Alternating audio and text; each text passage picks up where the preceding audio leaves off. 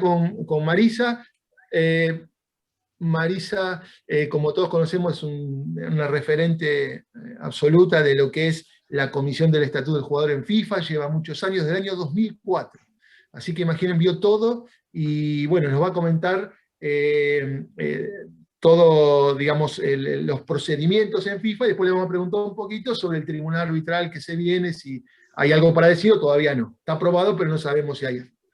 Bueno, Marisa, ahí está Norberto también, que él va a hacer el cierre. Gracias a todos, acá hay grandes amigos, no los quiero nombrar uno a uno, pero gracias por estar en esta reunión. Marisa, por favor, toda tuya. Gracias Ricardo, gracias Pablo, gracias a LADE por la invitación. Un placer estar el 25 de mayo con los colegas argentinos, latinoamericanos y también de España, por lo que veo. Mucha gente amiga y conocida, es un placer estar con ustedes. Da vergüenza todos los años porque es impresionante cómo se pasa el tiempo volando. Me parece hace muy poco tiempo que recién había llegado a la FIFA después de hacer el máster de la FIFA y después de haber trabajado en Argentina. Así que, bueno, pasan los años y aquí estamos. Compartir un poco lo que está pasando acá, es la idea de hoy con mi presentación.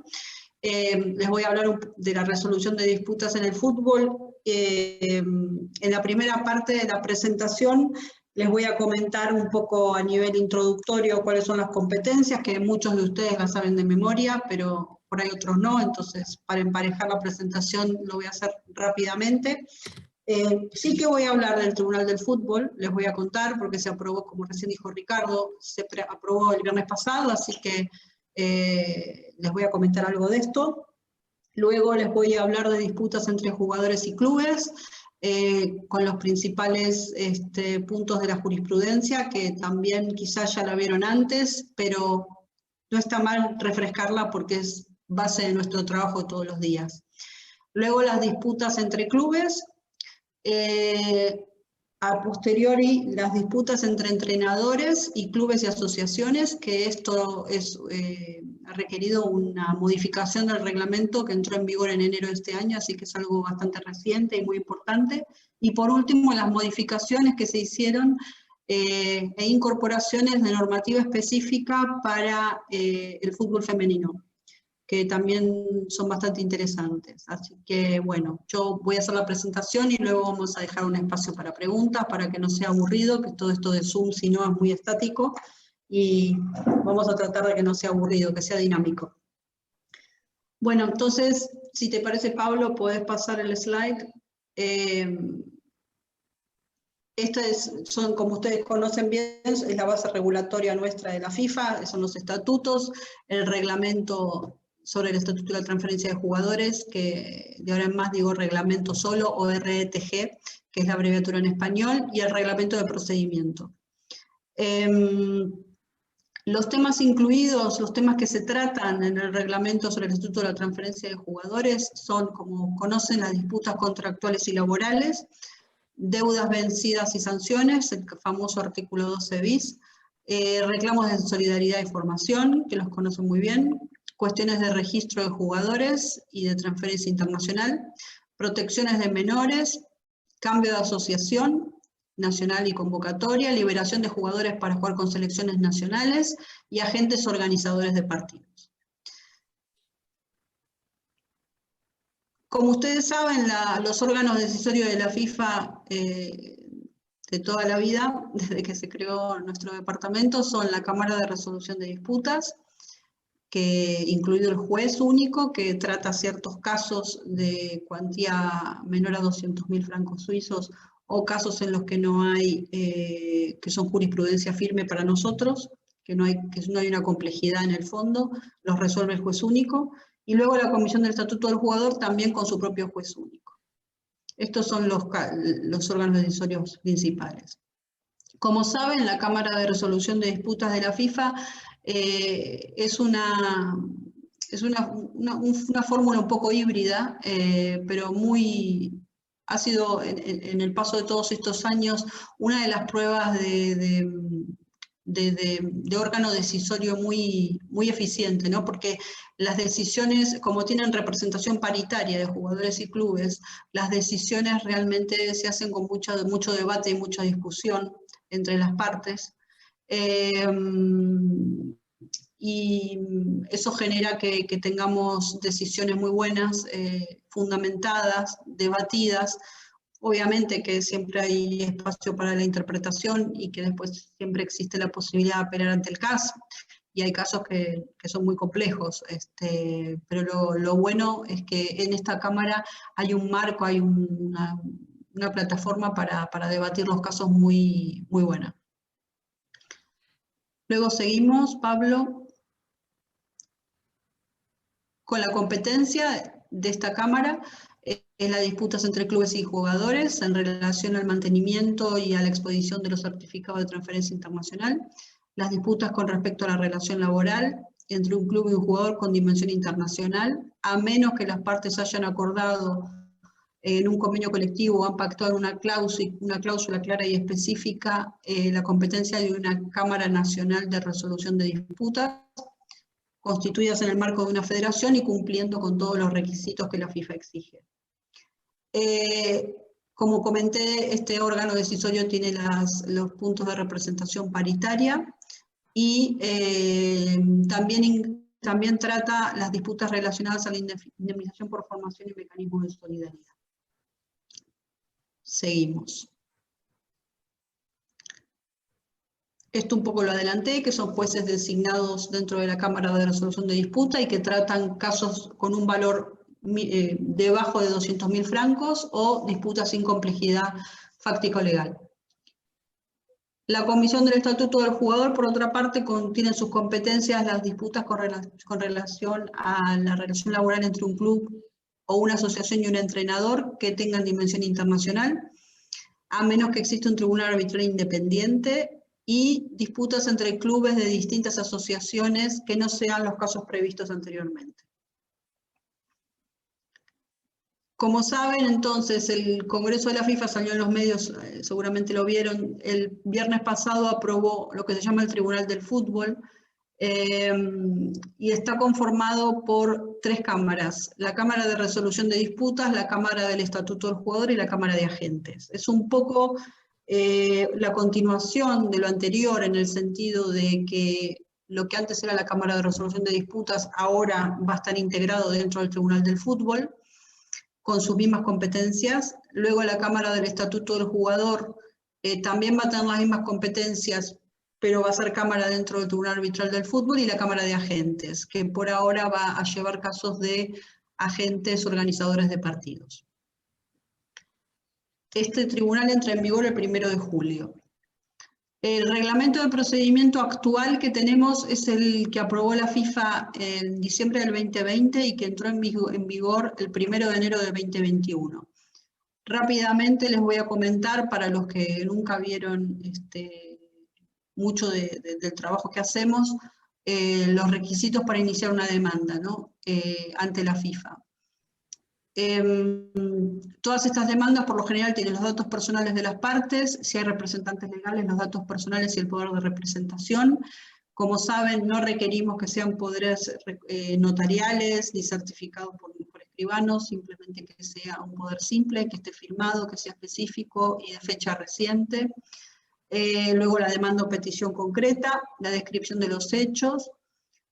Seguimos, los documentos relevantes del litigio. Esto es importante cuando quieren fundamentar sus demandas. Es muy importante que nos manden todos los contratos, las correspondencias que han tenido intercambiadas con el litigio. Hoy por hoy es muy importante todas estas intimaciones que se envían, ¿no? Porque con eso podemos verificar el artículo 12 bis, el artículo 14 bis, son documentos muy importantes. Y el tema de los idiomas, que bueno, por suerte el español es uno de los oficiales, pero a veces tenemos como contraparte una parte que es de otro lado y no tenemos el documento traducido. Esto es muy importante que esté traducido, si no, no se tiene en cuenta.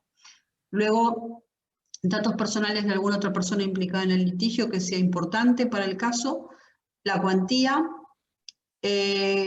comprobante de anticipo de costas procesales. Estos son para los casos que se tramitan ante la Comisión del Estatuto del Jugador o la Cámara del Estatuto del Jugador a partir del 1 de julio, que son los casos de club contra club y entrenadores. En estos hay que pagar un anticipo de costas procesales. Fecha y firma, el formulario de registro de la cuenta bancaria, esto es algo esencial, si no tienen, es algo nuevo desde este año, y si no lo incorporan no le podemos dar trámite, porque el formulario este es un elemento súper importante para la ejecución de las sentencias.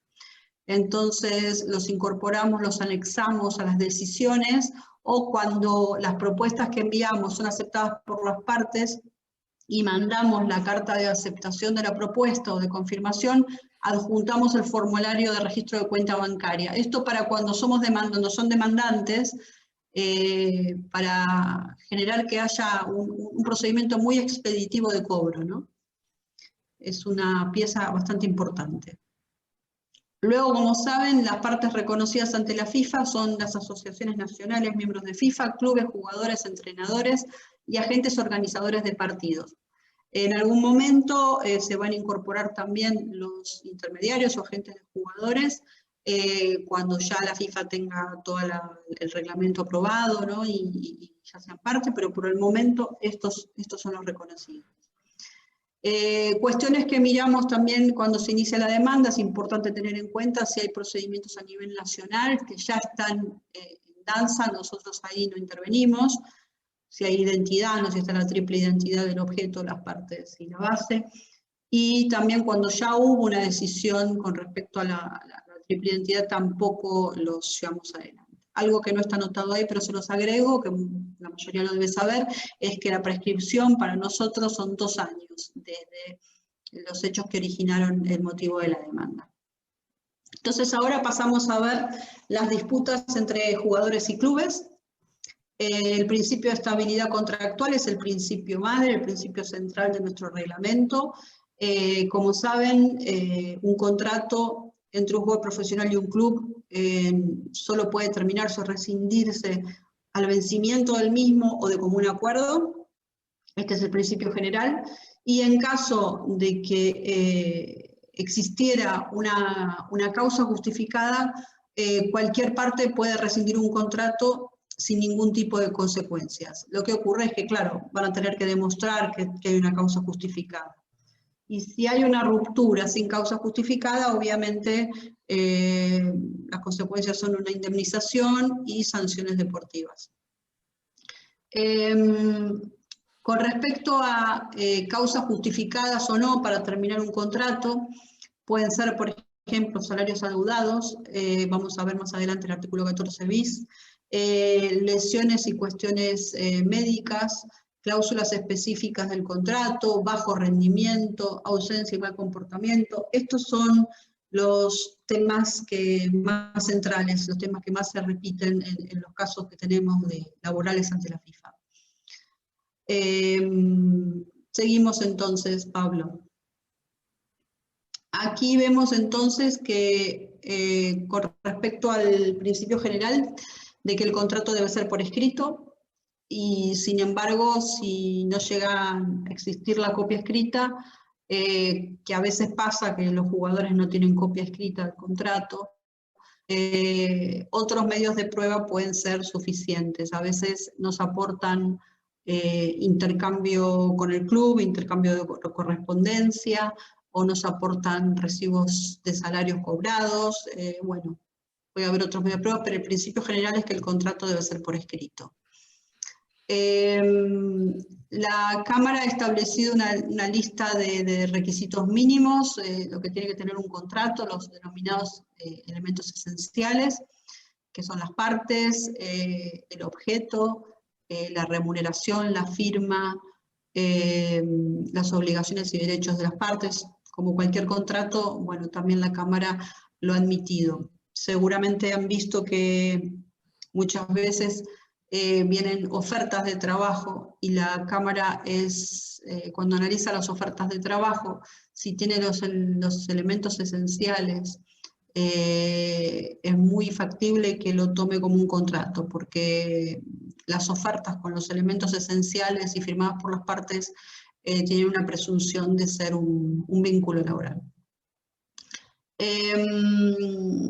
Sí, el punto acá es establecer seguridad jurídica y tratamiento igualitario. Como ustedes saben, nosotros recibimos disputas internacionales de todas partes del mundo, intercambiadas entre clubes y jugadores, entrenadores de todas partes del mundo, así que hay una necesidad de garantizar una seguridad jurídica y un tratamiento igualitario. Seguimos. Aquí hay algunos ejemplos de los elementos que no constituyen condicionantes o que determinen la validez, que pongan en signo de interrogación la validez de un contrato. Muchas veces algunos clubes nos vienen diciendo que porque el contrato no se registró en la federación con cierto formulario X, o no se registró el contrato en la federación de determinada manera, no es válido el contrato, o porque se firma un contrato sin comprender exactamente su contenido. Esto pasa con los jugadores, por ejemplo, cuando firman un contrato en un idioma que no comprenden, o cuando no se usa el modelo de contrato tipo de la federación o de la liga, o cuando hay una persona que firmó el contrato, por ejemplo, en representación del club, y según el que contesta la demanda no tiene facultades suficientes, o falsificación. Estos elementos no constituyen para nosotros condicionantes para la validez de un contrato. Son cuestiones administrativas para la Cámara de Resolución de Disputas y por lo tanto no puede condicionar el desarrollo de la relación laboral. En particular, con respecto a la falsificación, como ustedes saben, es un tema delicado, porque la Cámara de Resolución de Disputas no es un tribunal penal, entonces obviamente no tenemos la facultad para determinar fehacientemente si la firma ha sido falsificada o no, pero lo que sí podemos hacer es simplemente comparar firmas a simple vista. Por lo general se tienen a disposición varios documentos con la firma del jugador o del club, quien sea. Se compara por lo menos entre 3 y 4 documentos la firma, y simplemente es lo único que en la Cámara se puede hacer como para tomar una decisión. Luego, si ya hay cuestiones más que requieren un perito calígrafo o cuestiones así, ya tendrán que ser vistas en la apelación ante el TAS, si es que se apela, porque ellos sí tienen la facultad y la posibilidad de analizarlo con la gente del Tribunal Suizo, ¿no? Del Tribunal Federal Suizo, pero nosotros no tenemos esa facultad. Acá veo una pregunta de si las partes no pueden pedir un perito. Nosotros no tenemos peritos, entonces no existe esa posibilidad. Lo que sí las partes a veces hacen es que proactivamente presentan un informe de un perito. Entonces, eso ya es una parte de la prueba. Eso no está obviamente condicionado. Las partes lo pueden hacer, pueden aportar una pericia de un perito experimentado calígrafo de su país. Pero como les comentaba, nosotros no tenemos peritos en la FIFA, con lo cual no podemos dar ese paso. Sí lo tiene el Tribunal de Apelaciones en el caso. Muy bien. Seguimos. Entonces vamos al punto de qué constituye una causa justificada para terminar un contrato unilateralmente. Como ustedes saben, esto es un principio también de derecho laboral, la terminación de un contrato de trabajo debe ser el último recurso, la última ratio. Las partes tienen que demostrar que realmente intentaron, trataron de llegar a un acuerdo, de aplicar medidas intermedias, de encontrar otras soluciones antes de terminar el contrato. Es un análisis caso por caso, no hay reglas generales, y tiene que ser entonces, para que sea causa justificada, un incumplimiento tal que las partes no pueden continuar la relación laboral. En la experiencia, probar una causa justificada de este tipo requiere bastante trabajo, requiere bastante prueba. En líneas generales, en la mayoría de los casos que nosotros manejamos, obviamente hay más de terminaciones sin causa justificada.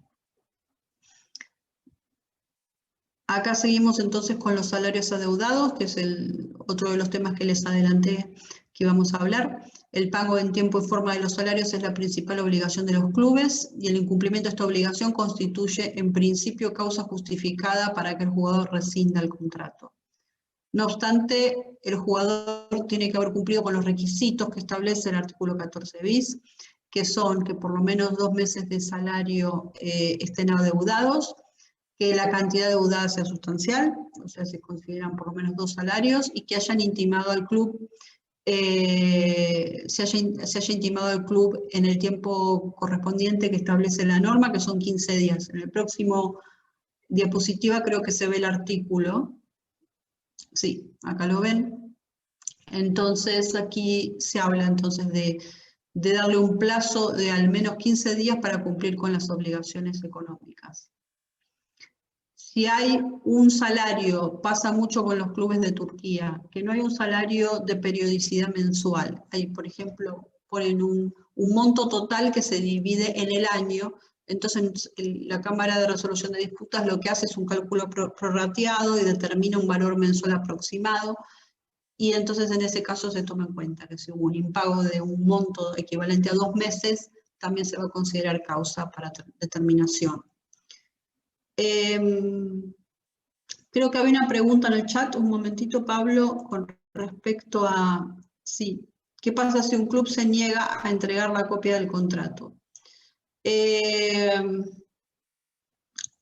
Tenemos varios casos de estos tipos. Lamentablemente el contrato de trabajo es un elemento esencial para nosotros, para tenerlo en la demanda, ¿no? Para tenerlo en el expediente. Como adelanté antes, si en caso de que no lo tuvieran, tienen que demostrar la relación laboral de otra manera. Simplemente con decir que no les dieron la copia, para la Cámara no va a ser suficiente, sobre todo si el club cuestiona la existencia de la relación laboral, ¿no? Porque a veces pasa que nosotros trasladamos la demanda al demandado y el demandado acepta, confirma que existe la relación laboral y el caso sigue y se resuelve. Pero si no tenés copia del contrato, el demandante no tiene copia del contrato y el demandado cuestiona la existencia de la relación laboral, ahí tiene que haber otros elementos de prueba para que el juez o la Cámara de Resolución de Disputas den por sentado que existió esta relación laboral. Como comenté antes, por ejemplo, copias de recibos de sueldo,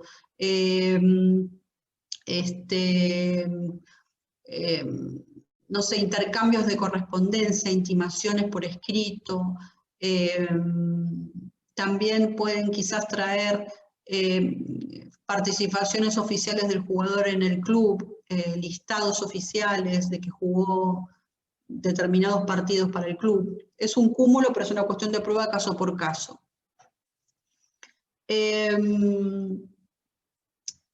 Con respecto a la intimación que me preguntan, un momentito, Pablo, con respecto a la intimación que antes hablaba del 14 bis, no tiene que cumplir formalidad, puede ser intimado directamente por el jugador, lo importante es demostrarnos que se envió al club y que el club lo recibió. Entonces muchas veces lo hacen por email y nos mandan entonces la copia del email como de enviado.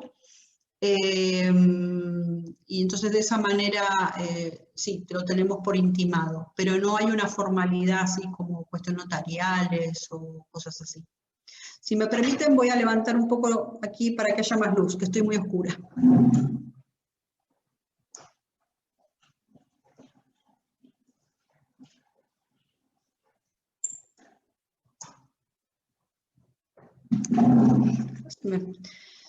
Ahora sí seguimos, Pablo, a la siguiente.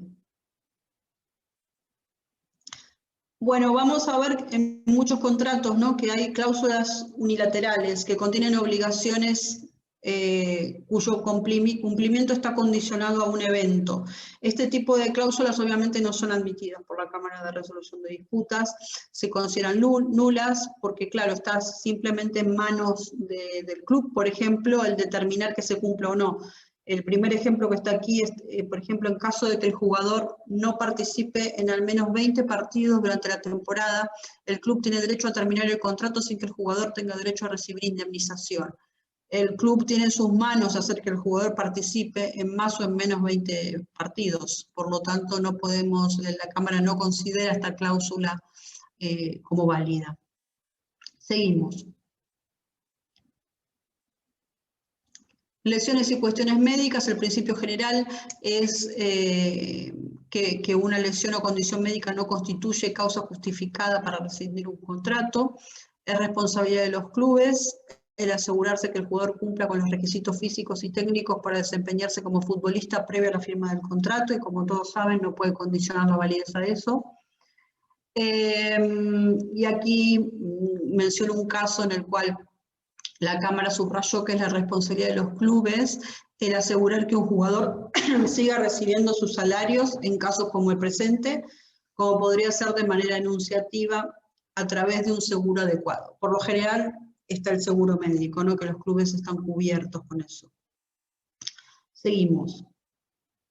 Estos son todos ejemplos de jurisprudencia. Descenso y bajo rendimiento. Como todos saben, no es considerado una causa justificada para rescindir un contrato que el club haya descendido, salvo, por eso está como excepción aquí, que exista una cláusula en el contrato. Si se firmó en un contrato entre un jugador y un club, específicamente dice que si el club desciende, el contrato se termina y es recíproco, en principio la cláusula sería válida.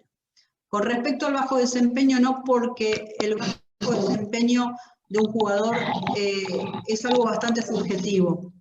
No constituye una causa justificada porque se basa en meros criterios subjetivos. Una posible excepción sería que el jugador no estuviera desempeñándose al máximo de sus capacidades deliberadamente, pero a nivel prueba esto es bastante delicado. En todos los años que yo estoy en la FIFA nunca vi un caso de bajo desempeño aceptado como causa justificada. Seguimos. Ausencia y mala conducta, un jugador que deja de cumplir con sus obligaciones y abandona el club sin previo aviso, incumple, y el club por su parte cumple, será considerado como rescindió el contrato, ¿no? Como cualquier cuestión de derecho laboral, las partes tienen que cumplir sus obligaciones y el jugador en este caso es ir a los entrenamientos, participar en los partidos, cumplir las órdenes. Seguimos, rescisión por causa deportiva. Esto es está en el artículo 15, lo pueden ver luego, es una causa que se utiliza muy poco, de aplicación práctica muy restringida, porque tiene muchos requisitos. Es el caso en que un jugador juega en menos del 10% de los partidos oficiales disputados por un club, y en el examen de estos casos se considera debidamente las circunstancias del jugador. Para que haya causa deportiva justificada se tiene que establecer individualmente, y en ese caso no se impondrán sanciones deportivas. El jugador que quiera rescindir su contrato en base a esta cláusula deberá notificarlo 15 días dentro de los 15 días siguientes a su último partido oficial de la temporada con la que el club en el que está inscripto. Como les digo, es bastante complicado de que se den todas las circunstancias, por eso es de aplicación bastante restringida. A ver, creo que hay una pregunta. Si el jugador no participó en el 20% de los partidos, es el jugador el que puede terminar por causa justificada. Pero como les digo, se tienen que dar muchos requisitos. Hay una jurisprudencia muy limitada. Tiene que ser un jugador que sea profesional establecido, se tienen que presentar muchas pruebas de la calidad del jugador, dónde participó, en qué clubes con qué tipo de, por ejemplo, si el club con el que, si es el primer club profesional con el que juega. O sea, requiere muchos requisitos, pero sí es el jugador el que podría terminarlo con causa justificada y sin pagar indemnización. Luego, las cláusulas indemnizatorias, ustedes vieron que cuando las partes pactan una indemnización en caso de rescisión anticipada, la FIFA estas cláusulas las tiene en cuenta siempre y cuando se cumplan estos 3 principios, que es el de reciprocidad. Claro. El de reciprocidad, el de repartición equitativa de derechos y el de proporcionalidad. Si la cláusula de indemnización tiene estos 3 principios, en principio la Cámara de Resolución de Disputas las acepta. Luego el famoso artículo 17, que es el que establece las consecuencias de las rupturas de contratos sin causa justificada. Como todos saben, podemos ir al siguiente, Pablo. Cuando hay una terminación de contrato sin causa justificada, el principio general básico, cuando es jugador contra club, es que el jugador va a estar legitimado a recibir el valor residual del contrato que haya rescindido prematuramente, menos el valor de un nuevo contrato si es que firmó un nuevo contrato.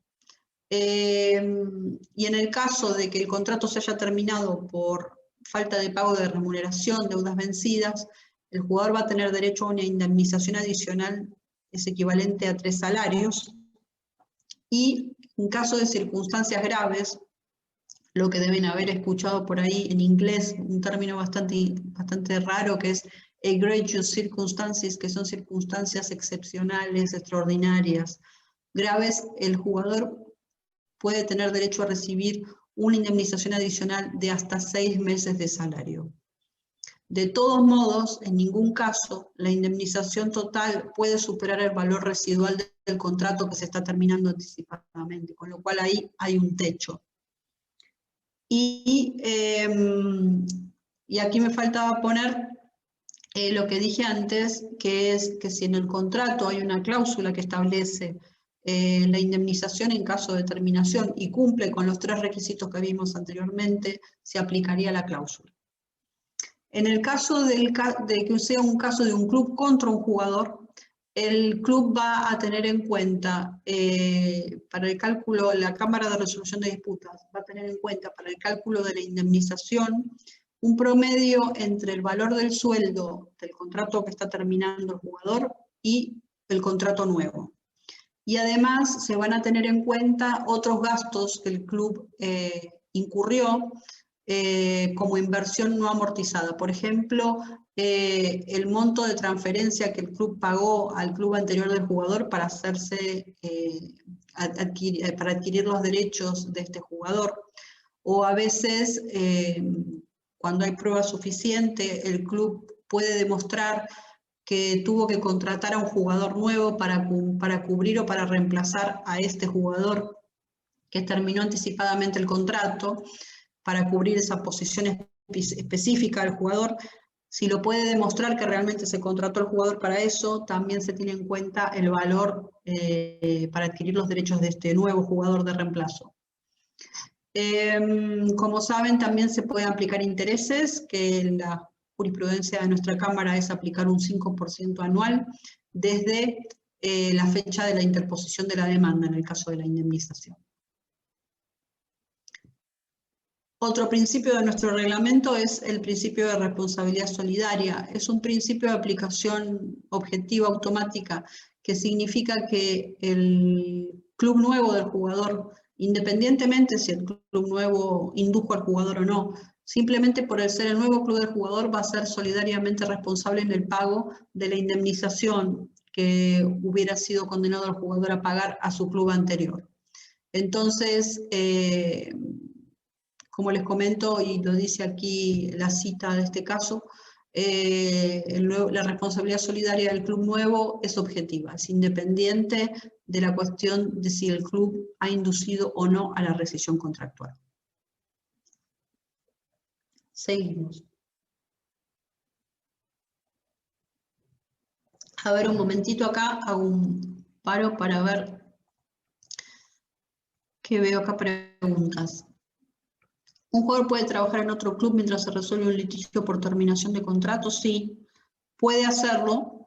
En la práctica lo que ocurre es que cuando un jugador busca un nuevo contrato y tiene un litigio con un club anterior, muchas veces tiene dificultades para conseguir un nuevo contrato, porque el club nuevo sabe que puede llegar a ser responsable solidario para pagar la indemnización.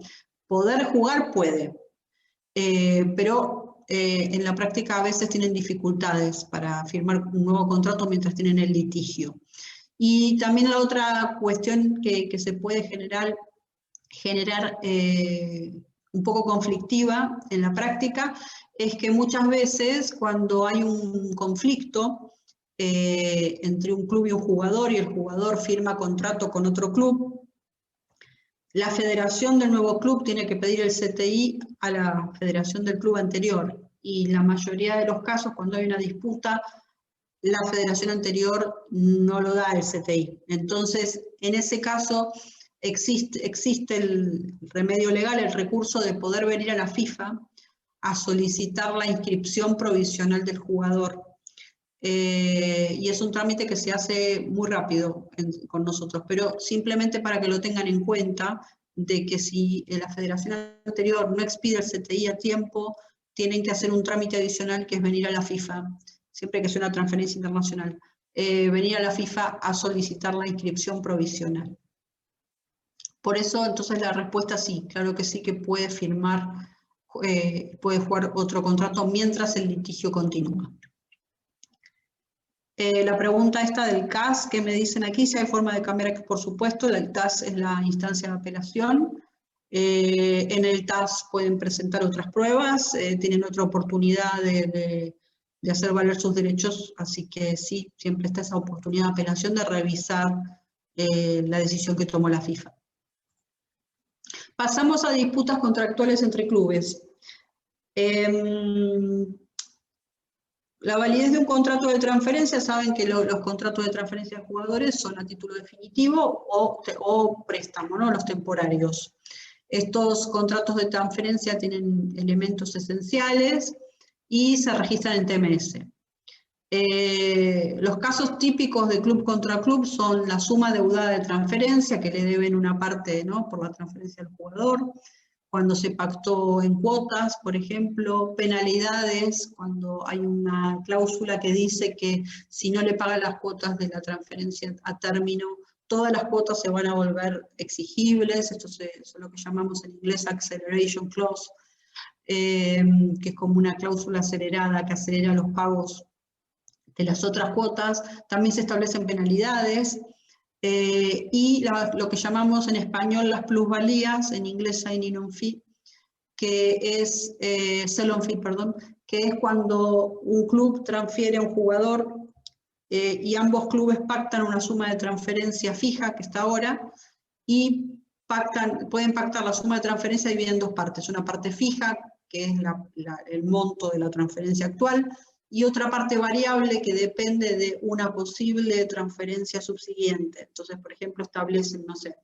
hoy $300.000 y un 15% de la futura transferencia. Entonces, estos son lo que llamamos plusvalías, y se ve mucho este tipo de contratos de transferencia entre clubes que pactan un monto combinado, ¿no?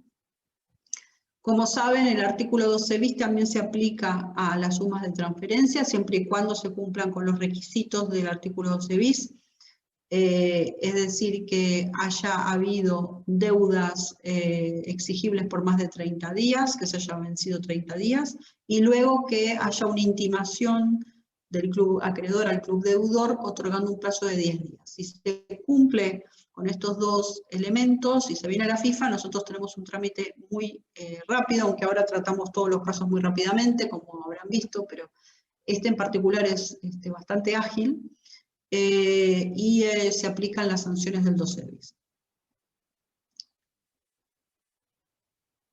Bueno, aquí llegamos a las disputas entre entrenadores y clubes o asociaciones. Este es un tema interesante porque podemos pasar al próximo diapositiva, la próxima diapositiva.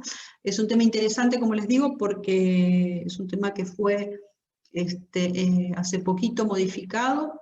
Se creó un marco legal en la FIFA específico para entrenadores.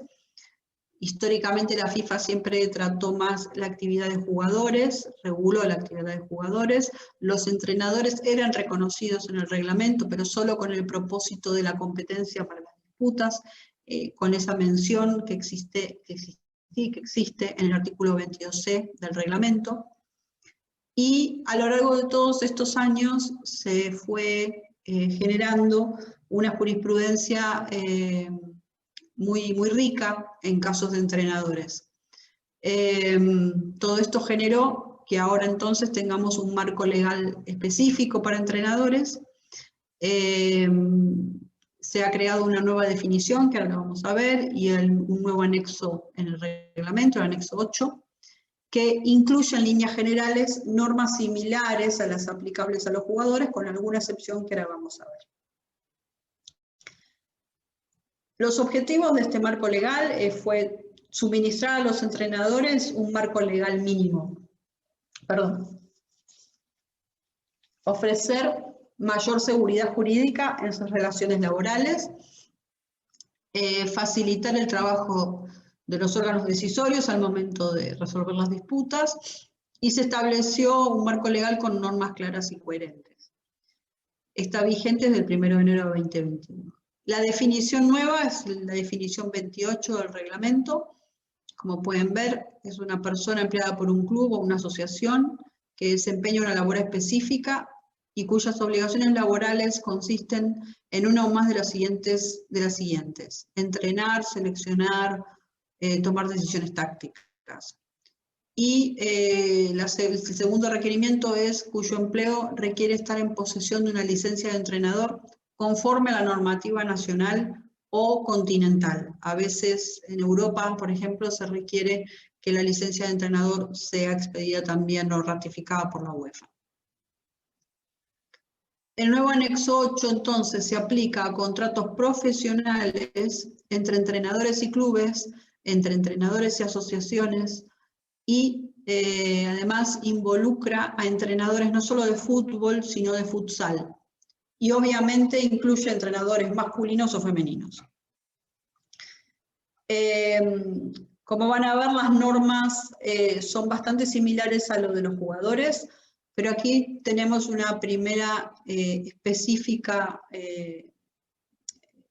norma, que es el contrato, ¿no? El contrato de trabajo por escrito sí que lo exigimos también con los jugadores, pero en el caso de los entrenadores tiene que ser formalizado a título individual.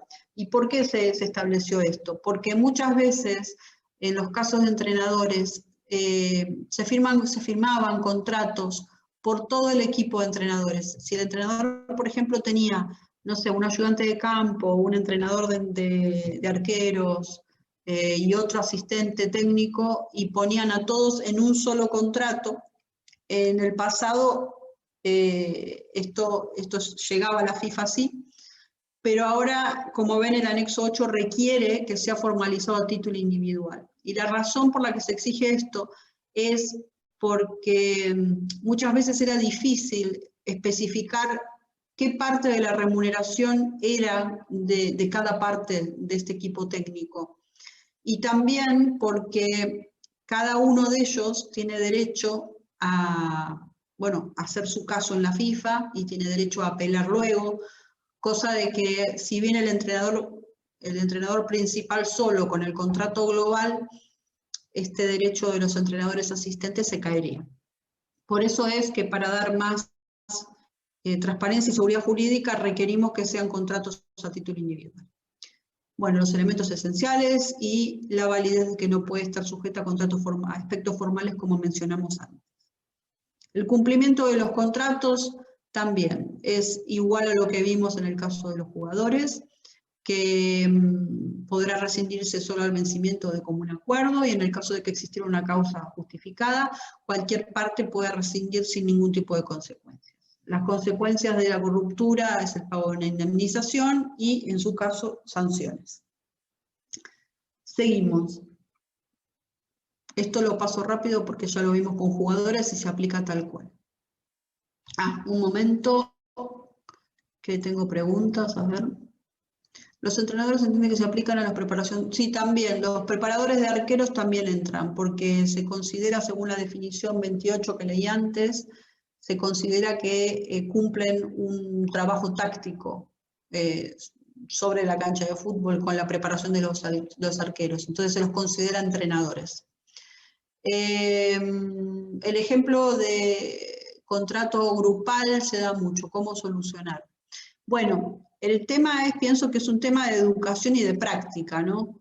Sí que sé que en el pasado existían muchos contratos globales, pero ahora a medida que esta norma, que está en el reglamento FIFA, se vaya afianzando, ¿no? Y los entrenadores se vayan enterando que si tienen un contrato grupal y tienen un contrato internacional con dimensión internacional, después no van a poder venir a la FIFA con ese contrato. Entonces, creo que los abogados también juegan un papel muy importante en educar a sus clientes y en anticipar cuando firmen los contratos de que sean individuales.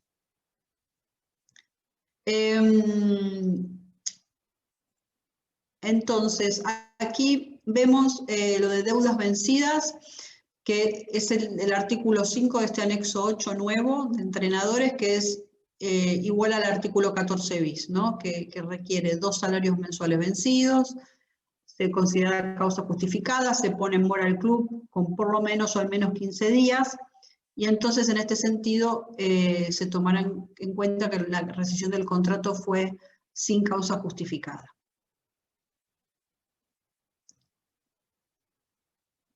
Con respecto al cálculo al cálculo de la indemnización, es igual que para los jugadores. El valor residual, en caso de un nuevo contrato, se reducen los nuevos salarios y se tomará en cuenta la compensación adicional si la terminación del contrato, si la rescisión de contrato sin justa causa fue por impago de salarios, el entrenador va a tener derecho a esta compensación adicional de 3 meses. Y si hubiera circunstancias graves y extraordinarias, tendrían derecho hasta 6 meses. Todo esto igual no superaría el valor residual del contrato, ese sería el techo. Y para que tengan una idea, circunstancias graves y extraordinarias, hasta ahora hemos tenido algunos casos de jugadores, no de entrenadores, porque los entrenadores recién empezamos a tener casos a partir del 1 de enero con este anexo, pero de jugadores en el pasado, por ejemplo, circunstancias en las que el club les retenía el pasaporte al jugador y entonces afectaba su libertad de movimiento, o casos en que se los desalojaba de su casa a los jugadores sin ningún tipo de justificación. Cuestiones así graves y extraordinarias pueden llegar a dar lugar entonces a una compensación adicional o indemnización adicional. El cálculo de la compensación de la indemnización para los clubes o las asociaciones es el mismo que vimos en el caso de disputas con jugadores, así que no lo repito, lo tienen ahí también. Y seguimos.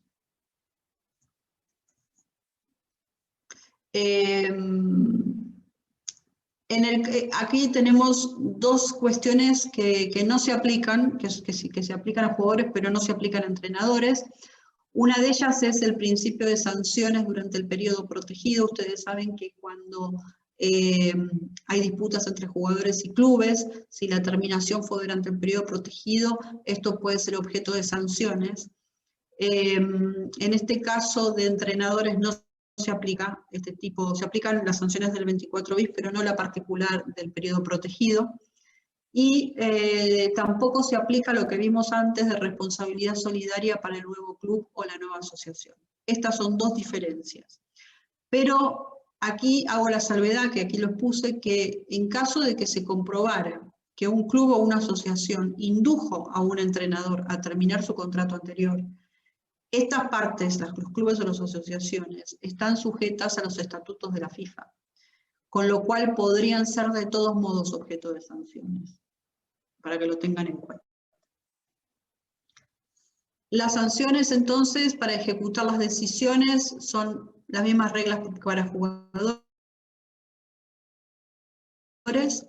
El artículo 7 del anexo 8 es idéntico al artículo 12 bis, como ustedes saben las sanciones son la advertencia, apercibimiento y o multa, y el artículo 8 del anexo 8 es idéntico al 24 bis, que las sanciones son para los clubes la prohibición de inscribir jugadores por un máximo de 3 periodos, para las asociaciones la restricción de recibir un porcentaje de los fondos que recibe la FIFA para el desarrollo del fútbol, y para los entrenadores, la restricción de participar en cualquier actividad relacionada con el fútbol de hasta 6 meses. Estas son las sanciones del 24 bis.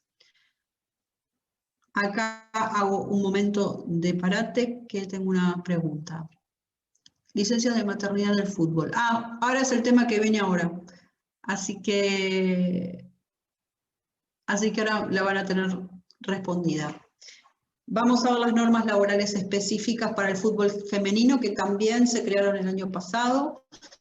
Fue toda una serie de normas que salieron como producto de discusiones y investigaciones de los grupos de interés, como por ejemplo FISPRO, que es la Asociación Internacional de Jugadores de Fútbol, los clubes profesionales, las ligas internacionales. Hubo todo un proceso de debate, de investigación, y establecieron un marco legal con normas mínimas que no existían en el reglamento hasta ahora para el caso de embarazo y maternidad. Como ustedes saben, esto se generó como una necesidad por el crecimiento exponencial del fútbol femenino, ¿no? Las transferencias de jugadoras, que antes era algún hecho aislado, ahora están siendo cada día algo más habitual, están reflejadas en el TMS.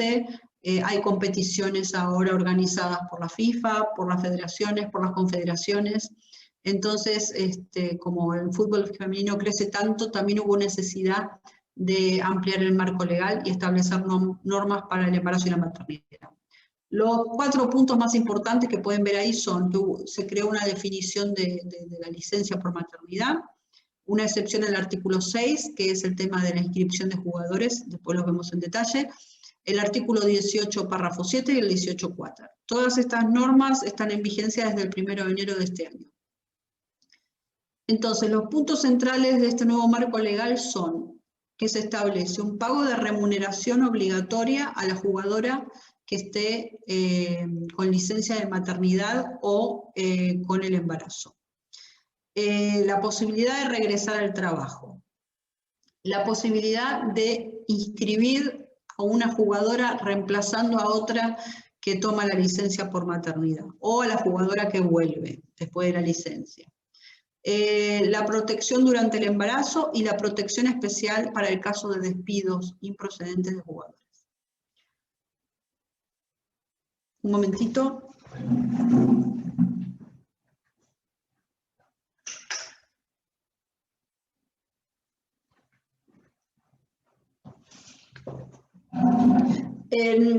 Con respecto a la definición de licencia por maternidad, la van a encontrar en el reglamento, en el número 30. Como ven, la baja por maternidad es el periodo de descanso laboral retribuido de 14 semanas como mínimo, que se concede a una jugadora en caso de quedarse embarazada, y como mínimo 8 de estas semanas deben tener lugar tras dar a luz. Esta es la licencia por maternidad. Y la remuneración durante la licencia por maternidad es un equivalente a 2/3 del salario convenido en el contrato, a menos que existieran condiciones más favorables a nivel nacional, como por ejemplo en un convenio colectivo de trabajo. El artículo nuevo, que es el 18.4 del reglamento, es el que desarrolla todo este tema de la protección de las jugadoras durante el embarazo. Lo primero es que la validez de un contrato obviamente no puede supeditarse al hecho de que durante el periodo de vigencia la jugadora se quede o no embarazada. Obviamente esto no se puede, no se admite.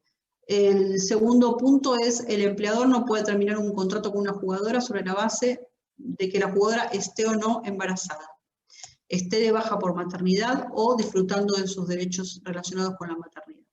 En estos supuestos, si el club terminara el contrato por alguna de estas razones, se consideraría que el club rescindió el contrato sin causa.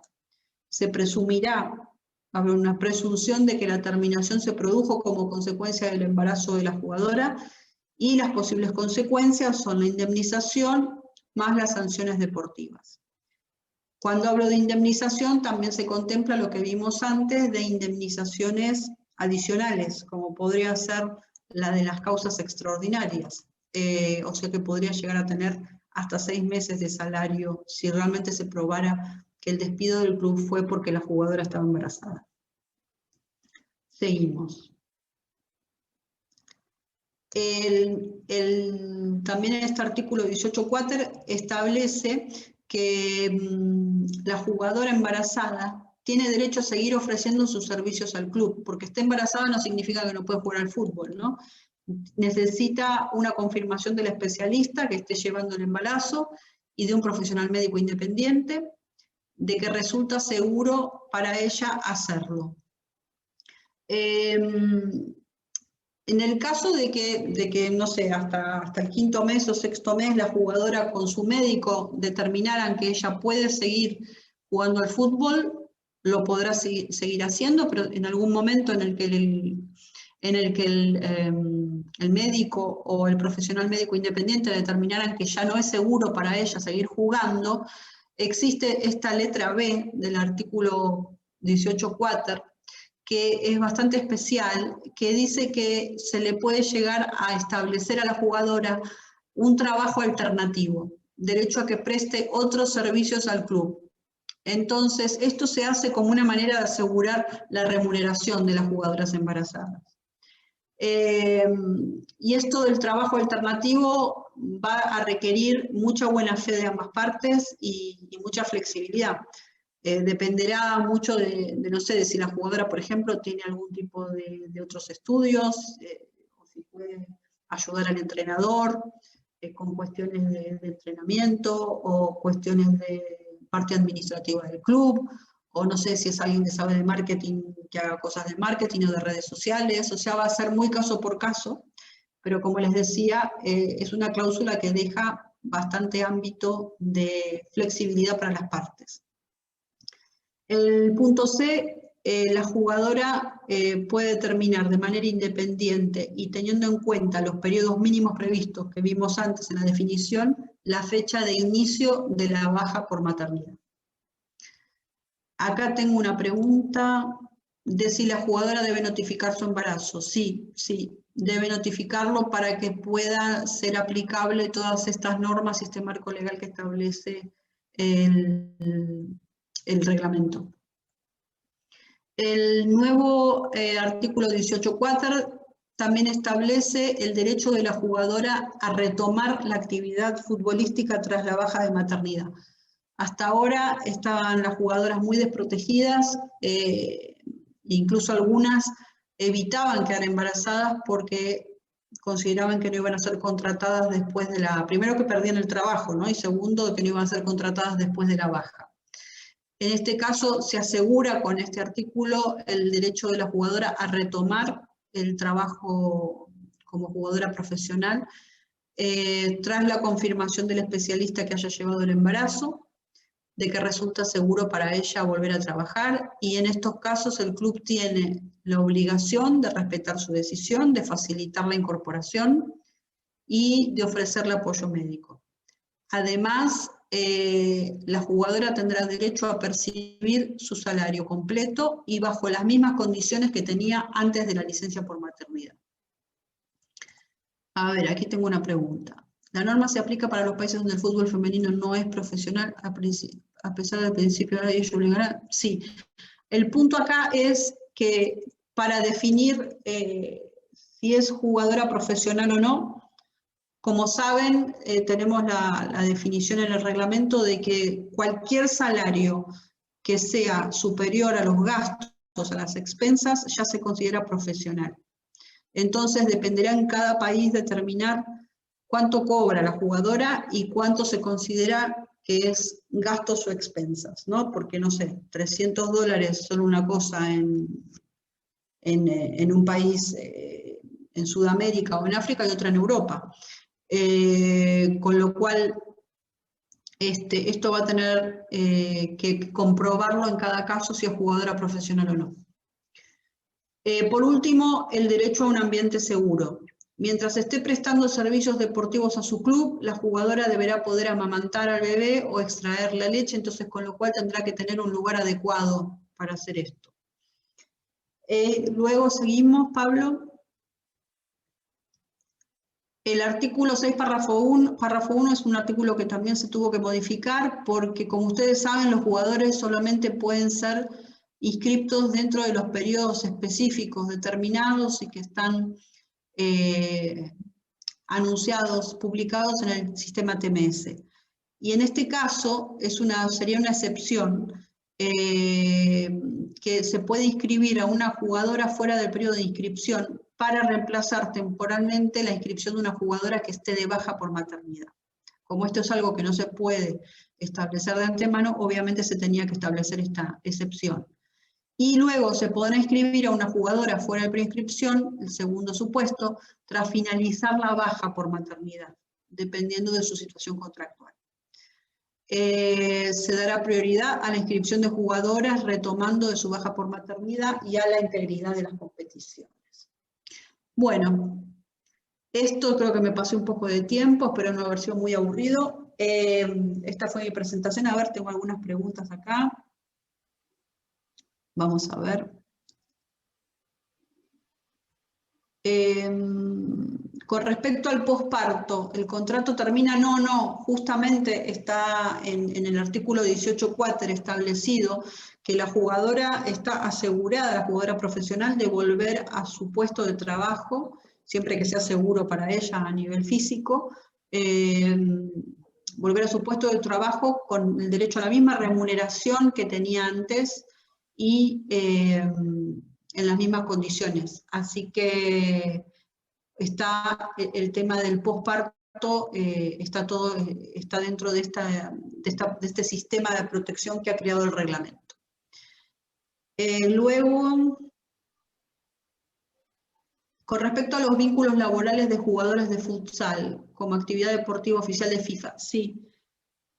Los jugadores de futsal que son profesionales, que son pocos en el mundo creo, pero sí, están protegidos por el paraguas de la FIFA y de los órganos decisorios, así que pueden traer sus disputas a la FIFA contra los clubes para los que estén jugando. Sí, están contemplados, son partes. Perfecto, creo que no queda ninguna. Bueno, sí, por eso, mientras algunos, discúlpame Pablo, sí, mientras... Quedaba una preguntita ahí, nada más.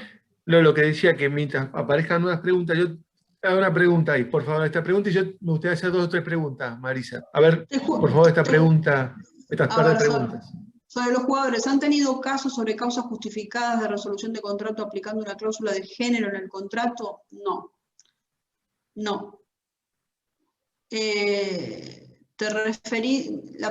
Carlos, ¿te referís a jugadores transgénero? No, pero no hemos tenido, si es esto, no hemos tenido casos hasta ahora. Mara, un abrazo. Después. Hola, no. Aló, soy yo, Carlos de Lima, disculpen interrumpir. Sí. No, a lo que me refería era, había los protocolos de género, que en Perú no existen, pero en Argentina sí, ¿no? Cuando el jugador se establece de que se cesará su relación si es que él está incurso o es sentenciado por un tema de violencia de género, ya sea en agravio de pareja, novia. En ese sentido era la pregunta. Ok. Bueno, en ese caso, si existiera una cláusula de este tipo y es un contrato con dimensión internacional y el club lo termina en base a esta cláusula que ha sido pactado entre las partes, hasta ahora no hemos tenido ningún caso, pero lo tendrá que decidir la Cámara de Resolución de Disputas. No puedo darte una respuesta si va a ser considerado causa justificada o no, porque hay que ver cómo está la cláusula pactada. Es un tema muy interesante. Tendríamos que ver cómo está pactado esta cláusula en el contrato y las pruebas que se aportarían. Por lo que entiendo, tendría que haber una condena o algo así, ¿no? Para terminarlo. Y Y estimo, bueno, obviamente la Cámara de Resolución de Disputas va a evaluar todas las pruebas. Ok, gracias por la respuesta. Por favor. ¿Puede la CRD ser competente para conocer una controversia entre un club y la Asociación Nacional de Jugadores por un tema laboral?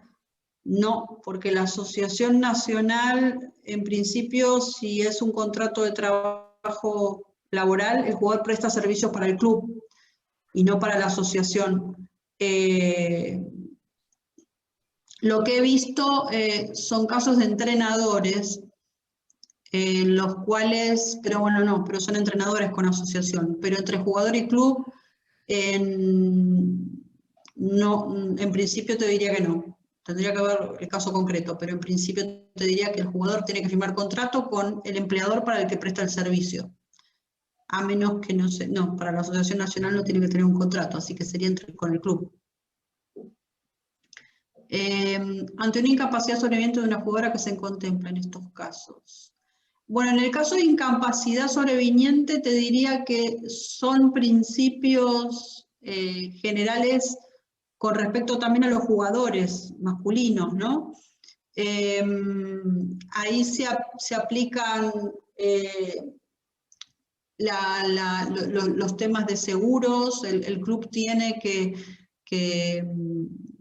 obviamente durante el término de la relación contractual que tenga con el jugador, tiene que cumplir con sus obligaciones, y si el jugador queda incapacitado, ahí imagino que tendrán que hacer en principio el club tiene que cumplir, pero tendrán que hacer un acuerdo o establecer seguros de incapacidad. No es algo que sea solo para las jugadoras, sino también para los jugadores. La decisión... Observo que el jugador interpuso una demanda contra la cultura sin justa causa alegando...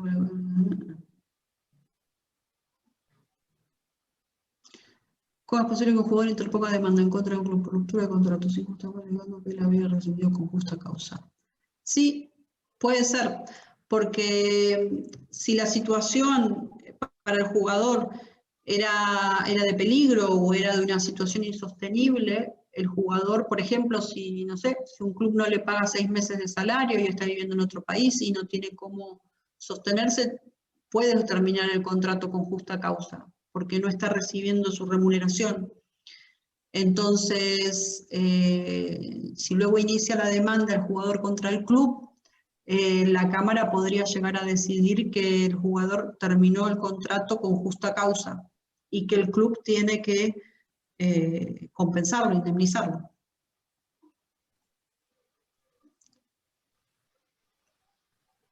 Lo de la indemnización por formación, este ya no es mi tema, porque como ustedes saben, ahora lo lleva el área de TMS.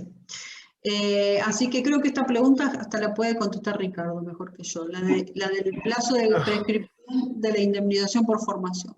Creo que son 2 años desde el registro, no desde el registro del jugador. Doctor Domínguez.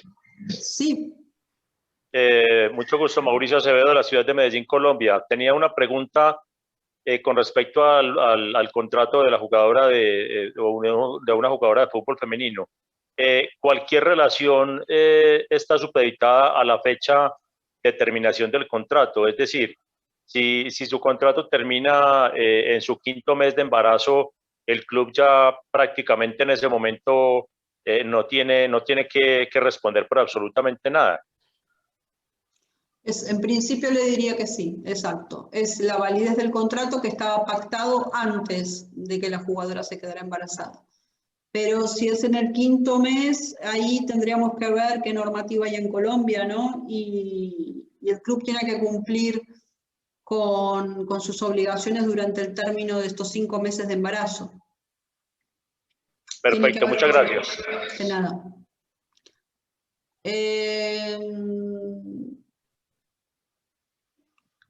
El tema de Quintero, que no puede sumarse a la selección de Colombia debido a los estrictos protocolos y normas por China, países en el que juega actualmente, para poder salir y regresar luego a estar en nuestro país, los cuales pueden afectar su continuidad deportiva en el club y el cumplimiento de sus obligaciones laborales.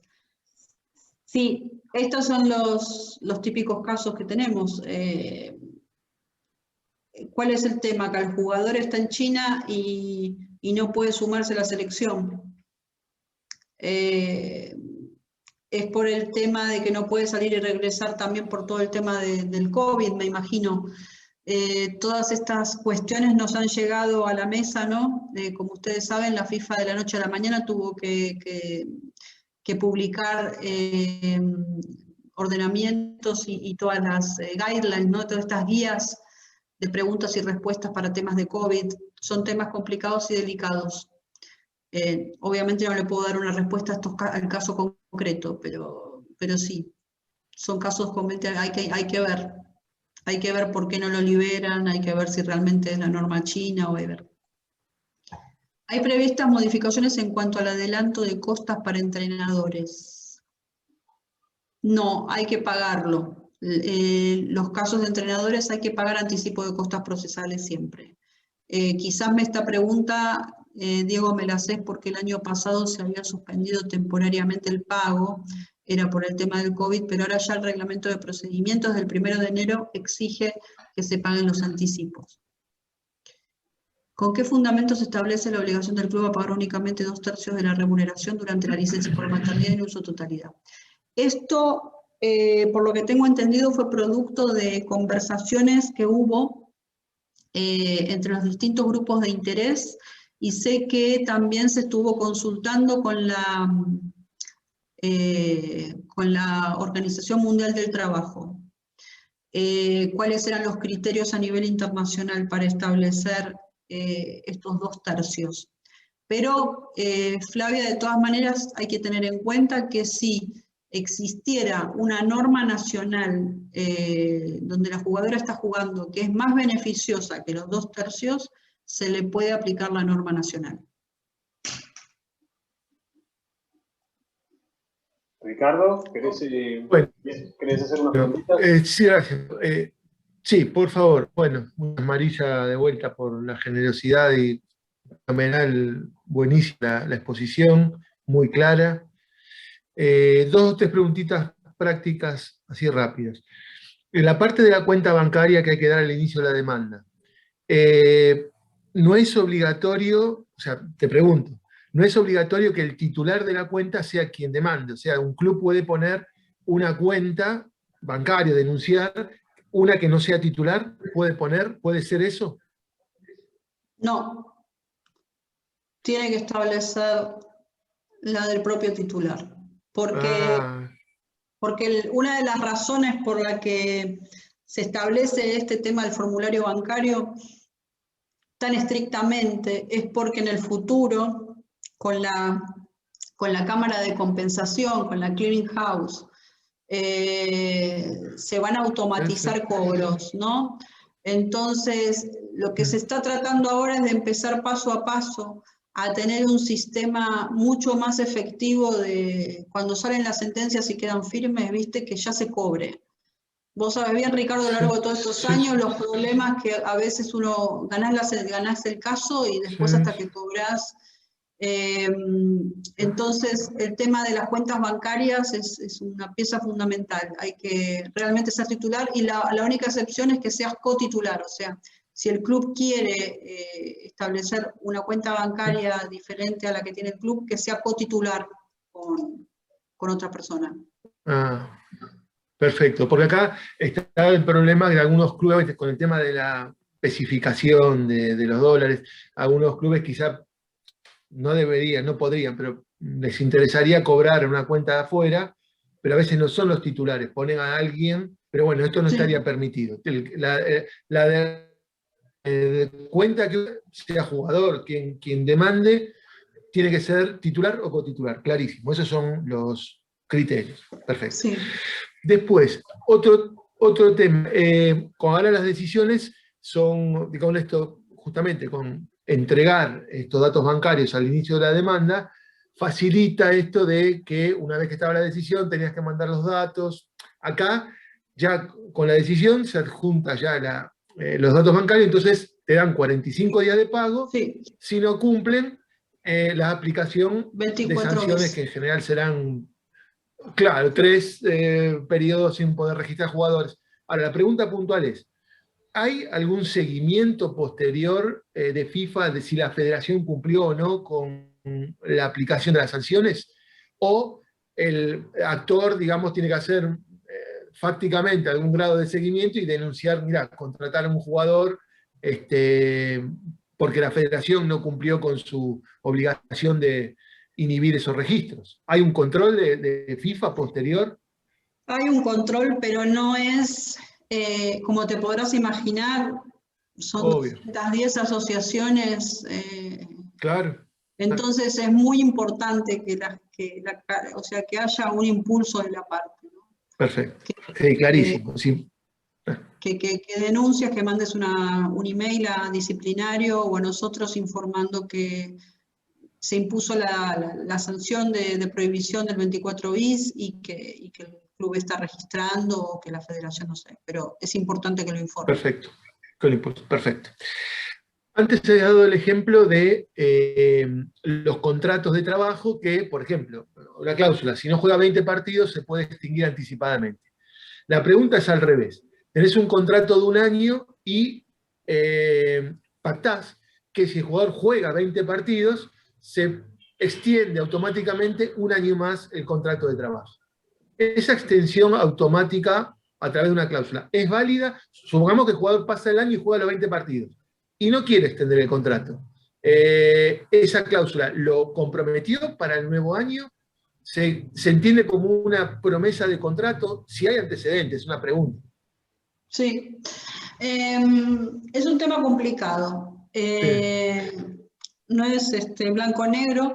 Lo único que te puedo decir es que lo que la Cámara presta mucha atención y los jueces prestan mucha atención es si realmente hay una libertad contractual o si está todo en el poder de una de las partes, en este caso el club, de que juegue, de que no juegue, de darle o no darle.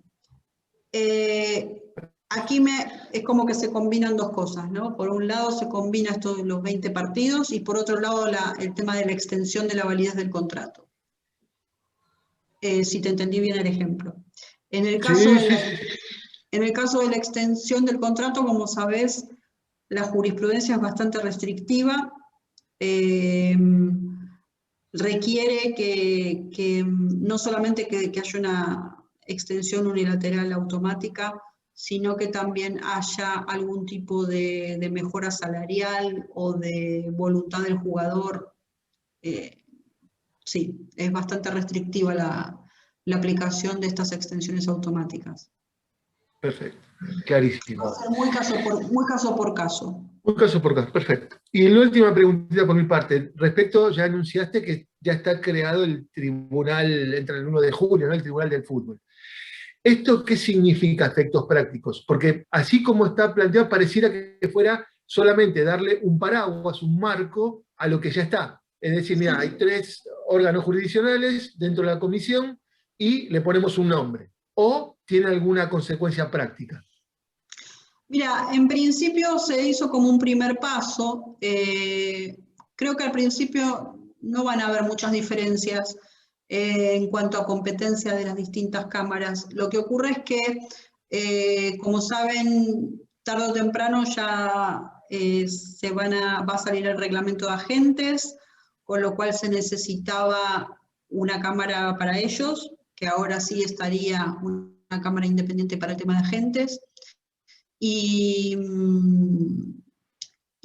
se están terminando de definir ahora el reglamento de procedimiento del tribunal. Por eso no puedo dar mucha información porque todavía no está definido, pero el 1 de julio sale al aire y me imagino que saldrá una carta circular y sabes bien que mi jefe, el director Emilio, sale mucho por las redes, así que ya comunicaremos por todos lados. Sí. Las particularidades de su funcionamiento, pero en principio no creo que se vean muchos cambios, salvo este tema tripartito, ¿no? De competencias, y calculo que también se hace camino al andar. Después se empezarán con la experiencia que vayamos teniendo, por ahí se incorporan cosas nuevas o se modifican ciertas cosas, ¿no? Este año pasado hicimos muchos cambios en el reglamento, ¿no? Todo el tema también de las propuestas, del 24 bis, tenemos muchas cosas que por suerte nos están dando buen resultado y creo que también a ustedes, ¿no? Como como abogados litigantes también Sí, ven. sí. Perfecto. Sin ninguna duda. La celeridad y transparencia, un cambio radical en los últimos tiempos. La verdad que muy bueno todo lo que están haciendo allí en FIFA. Muchas gracias, Marisa. Bueno, si quieren, Por favor. vamos dando la palabra a Norberto para que haga un cierre. No antes sin agradecer, bueno, la mayoría de los participantes están describiendo la excelencia de la exposición, la amabilidad en responder todas las preguntas. Así que Norbert, si querés hacer un cierre, con todo gusto. Bueno, hola Marisa, ¿cómo estás? Hola Norberto, gusto verte. Sí, tanto tiempo, ¿no es cierto? Bueno, primero agradecerte la gentileza que has tenido. Muy buena tu disertación. A algunos le ha sido extremadamente útil, indudablemente. Sí, como siempre habrá cosas para discutir y para mejorar, pero bueno, Por supuesto. formarán parte de nuestro trabajo. Y te agradezco muchísimo la gentileza, muchísimo tu aporte. Y desde ya, bueno, cuando quieras y como siempre, Alade va a estar a tu disposición para lo que gustes mandar. Y bueno, algún día cuando se te ocurra pasar por Argentina y no haya esta pandemia, podremos vernos y tomar un café por lo menos. Así que te mando un fuerte abrazo, un gusto verte después de tanto tiempo, muy agradecido por tu servicio y desde ya para todos los que han prestado su atención para todo esto, que han sido muchos, les agradecemos lo mismo y para siempre, digamos, seguimos con la tarea de Alade, que es a puro pulmón, como decimos nosotros, y los esperamos en la próxima, invitándolos a una charla muy interesante, igual que esta de interesante, y que para la formación de los profesionales que quieran concurrir a este campo va a ser indispensable. Así que a todos, buenas tardes, muchas gracias y cuídense todos. Un beso, hasta luego. Bueno, muchas gracias, Marisa. Un cariño Gracias, grande Marisa. para todos, un Muchas cariño gracias. grande. Y esperemos que la próxima la hagamos personalmente en Buenos Aires con empanadas, ¿no? Que las extraño. Empanadas y vino. Y se hará. Ojalá Saludos. que así sea. Gracias. Ojalá que así sea, Marisa. Muchas gracias. Adiós, Muchas gracias, adiós, hasta luego, Gracias. un placer. Adiós, adiós, gracias. Gracias, Marisa. Gracias.